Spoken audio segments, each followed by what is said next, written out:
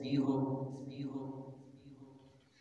Blood pressure کا مسئلہ بھی ہو، اور خون کمی کا مسئلہ بھی ہو، کینسر بھی ہو، یعنی کہ بیک وقت متعدد بیماری اس مریض کے اندر موجود ہو، تو ایک ڈاکٹر اسی وقت میں کس بیماری کا علاج کرے؟ اگر کینسر کا علاج شروع کرے تو وہاں خون کم ہونے کی صورت میں مریض کی جان جا سکتی ہے۔ اگر وہ اس بیماری کا علاج شروع کرے تو یہاں دوسری بیماری کی وجہ سے مریض کی جان خطرے میں ہے۔ اسی طرح بعینی آج کل مسلمانوں کا یہ مثال ہے، ایک طرف مسلمان سود کے اندر مبتلا ہے، دوسری طرف سے جھوٹ اتنا عام ہے کہ ایک سادہ آدمی سچ اور جھوٹ کے درمیان فرق نہیں کر سکتا، اور تیسری طرف سے اگر دیکھا جائے رشوت اتنا عام ہو چکا ہے کہ رشوت لینے والا رشوت لے کر مسلمان کا کام کرتا ہے اور اس کو عبادت اور ثواب سمجھتا ہے۔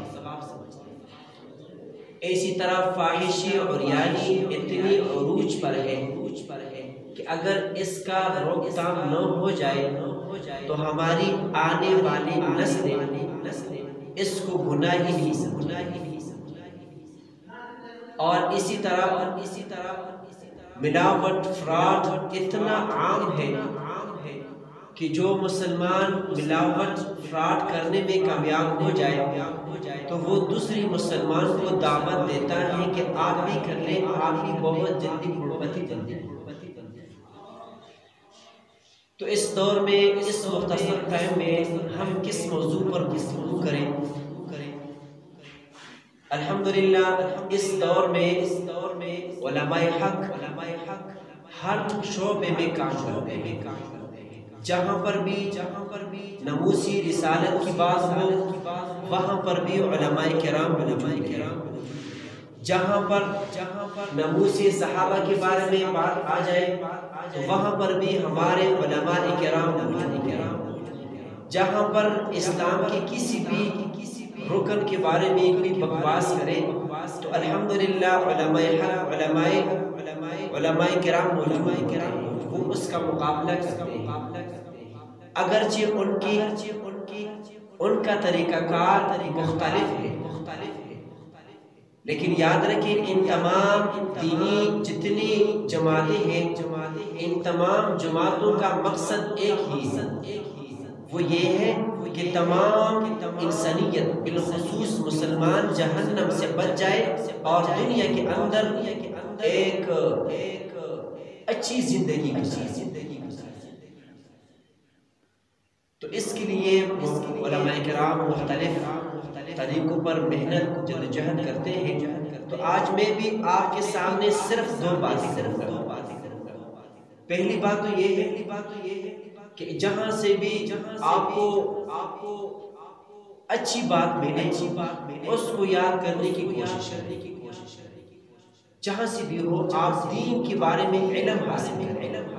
اب یہ میں بالخصوص نبی کی سیرت پڑھی، جہاں سے بھی آپ کو ملے، میں یہ نہیں کہتا ہوں کہ آپ صرف علماء دیوبند کی کتابیں پڑھیں یا علماء اہل حدیث کی کتابیں پڑھیں یا کسی اور مسئلے کی کتابیں پڑھیں، بلکہ جو بھی عالم آپ کو اچھا لگے اس کی لکھی ہوئی نبی کی سیرت پڑھیں۔ میں عمل کی بات نہیں کر رہا ہوں، جہاں سے بھی آپ کو ملے نبی کی سیرت پڑھے اور بالخصوص دینی علوم جو ہے اس کو حاصل کریں۔ لیکن افسوس سے کہنا پڑتا ہے کہ آج کل ہمارے ینگ جنریشن ہے دین کی بات سنت کی دور کی بات ہے، مسجد کے اندر بھی تنگ ہوتے ہیں، اگر 2-3 منٹ اوپر ہو جائے تو پھر گور دیکھ رہے ہیں کہ امام صاحب کے رہے۔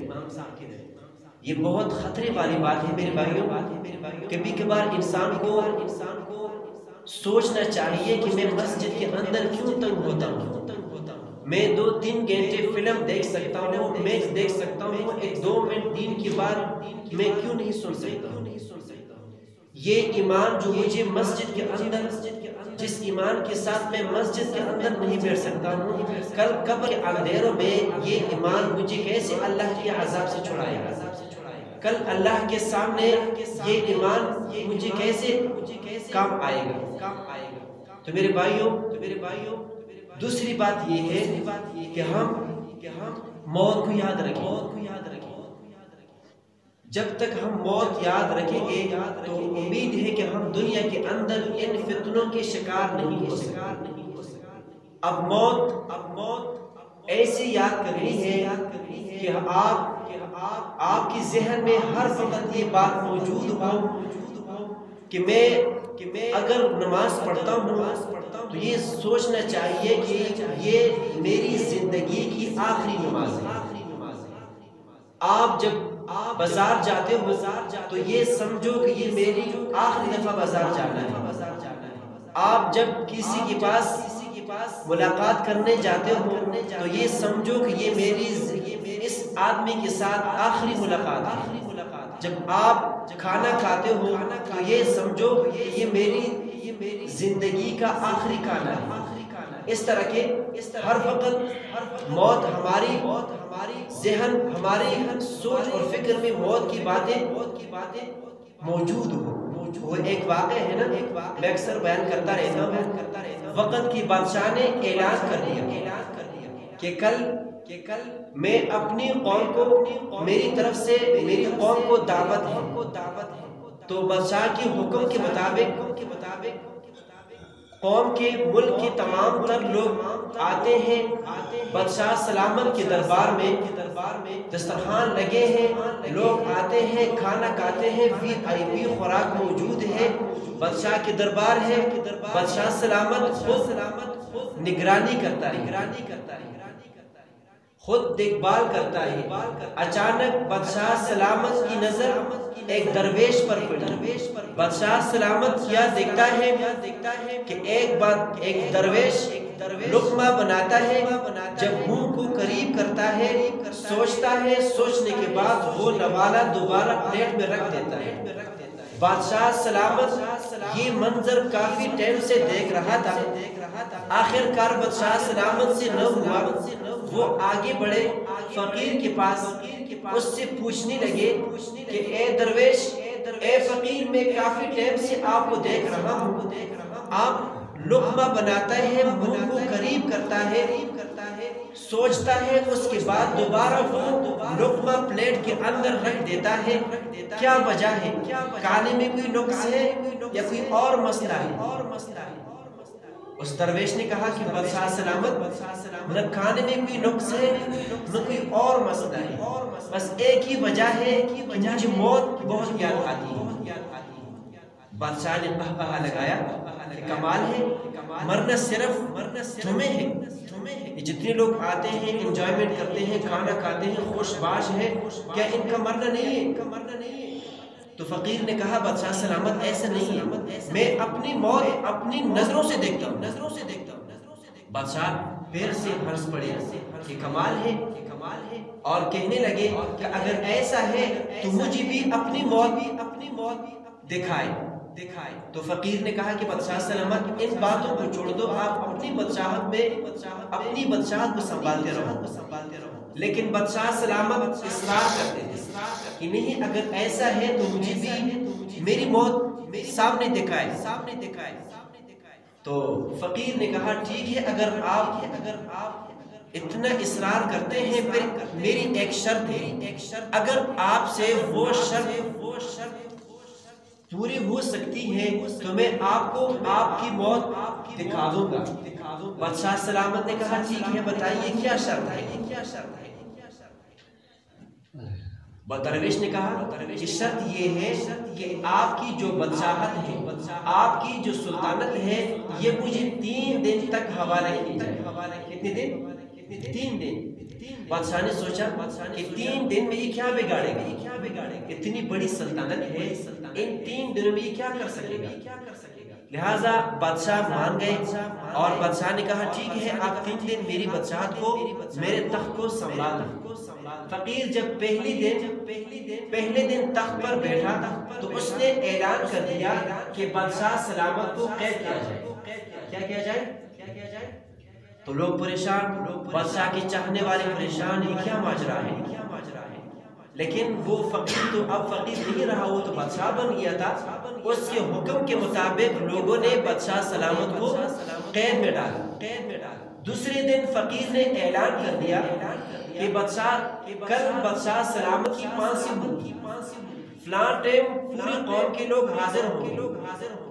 تو جب بادشاہ کے چاہنے والوں نے، بادشاہ نے یہ بات سنی، روتے ہیں پیٹتے ہیں کہ کیا ہوگا، یہ کیا ہو رہا ہے ہمارے ساتھ۔ لیکن اب اس درویش کا حکم ہے، اس کے مطابق اس وقت اس درویش نے اس وقت کے کوک نے یعنی کہ طباخ پکانے والوں کو بلایا کہ کل تمہیں ایسا کھانا تیار کرنا ہے جس کا کوئی ثانی نہ ہو، یعنی کہ عمدہ سے عمدہ کھانا تیار کرنا ہے۔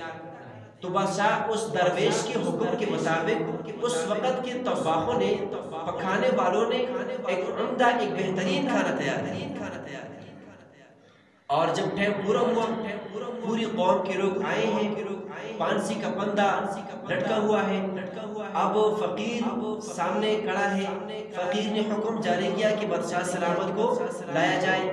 بادشاہ سلامت کو پانسی کے جو بندہ ہے اس کے قریب لایا۔ اس کے بعد فقیر نے حکم جاری کیا، ان طباخوں سے کہا کہ جو کھانا آپ لوگوں نے تیار کیا ہے وہ لایا جائے۔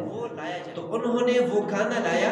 فقیر اس بادشاہ کے سامنے آیا اور کہنے لگا کہ بادشاہ سلامت، یہ کھانا ہے، بہت لذیذ کھانا ہے، عمدہ کھانا ہے، جتنا کھا سکتا ہے کھا لے، لیکن یاد رکھ یہ سامنے پانسی کا بندہ لٹکا ہوا ہے، کھانے کے بعد فوراً کیا ہوگا؟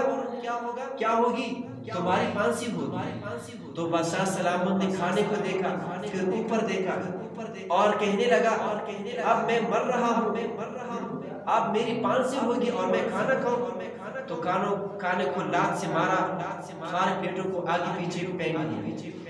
تو فقیر ہنس پڑے اور کہنے لگا کہ بادشاہ سلامت، یہ لے آپ کی بادشاہت، میں نے آپ کو آپ کی موت سامنے دکھا دی۔ اس طرح کہ آپ یہ پھانسی کا پھندا دیکھ رہے ہیں، آپ نے کھانے کا کیا حشر کیا، اس طرح کہ میں ہر وقت اپنی موت کو یاد رکھتا ہوں۔ اس وقت میں اپنی موت دیکھتا ہوں، جب میں موت ایسا دیکھتا ہوں تو مجھے عمدہ سے عمدہ کھانا اچھا نہیں لگتا۔ تو میرے بھائیو کہنے کا مطلب یہ ہے کہ ہم موت کو ہمیشہ یاد رکھیں۔ جب ہم موت یاد رکھیں گے تو دنیا کے اندر ہم سے کبھی گناہ نہیں ہوگا۔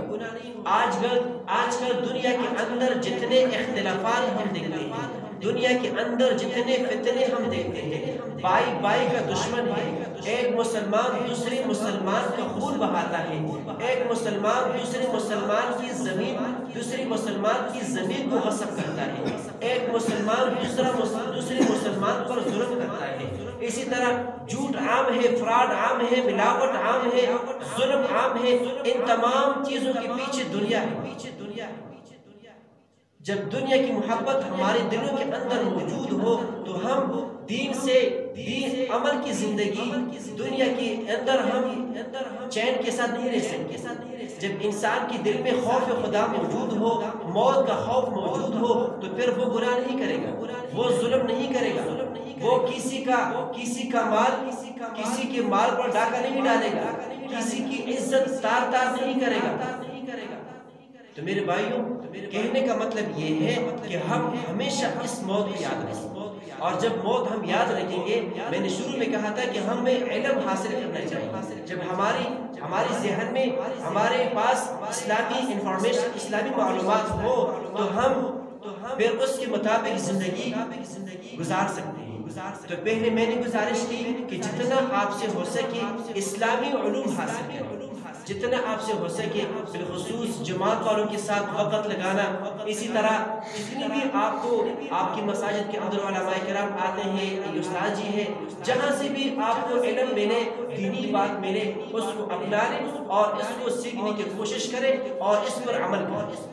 اگر ہم نے اس طرح نہ کیا میرے بھائیوں تو ذرا سوچئے، جب ہم خود دین سے دور بھاگتے ہیں تو ہم دین کیسے سیکھیں گے؟ جب ہم دین نہیں سیکھ سکتے تو ہم اپنی اولاد کو، ہمارے گھر میں مائیں بہنیں ہیں، ان کو دین کون سکھائے گا؟ یہ چند مہینے پہلے ہم گئے تھے سندھ میں، ہماری تشکیل ہوئی تھی، وہاں پر ہمارے ساتھی ایک آدمی کو دعوت دینے لگے اللہ اور رسول کے بارے میں، تو اس نے کہا جی میں تن چیزوں کو نہیں مانتا ہوں، میرا خدا قائد اعظم ہے۔ کیا ہے؟ میرا خدا قائد اعظم ہے، جب یہ میرے پاس ہو تو میرے دنیا کی تمام تر مشکلات، تمام تر کام ہو سکتے ہیں، اور میرا جو نبی ہے وہ بنظیر ہے، جب وہ زندہ ہو، وہ موجود ہو تو میری رہنمائی کو۔ تو جب لوگ دین سے اتنا دور ہو تو وہ اسلام کے بارے میں، اسلام کی عظمت ان کے دلوں میں کیسی ہوگی؟ اب اس حالیہ کی بات ہے، ایک دوست نے مجھ سے پوچھا یار آپ لوگ کہتے ہیں عمر، ابوبکر، صدیق، یہ کون ہے؟ تو دن بہ دن میرے بھائیوں مسلمان دین سے دور ہوتے جا رہے ہیں۔ جب دین سے جتنا ہم دور ہوتے جا رہے ہیں اتنا دنیا کے اندر فساد ہوں گے، اتنی دنیا کے اندر فتنے برپا ہوں گے۔ تو کوشش کرنی چاہیے کہ کم از کم اپنے نفس کے ساتھ، شیطان کے ساتھ مقابلہ کریں۔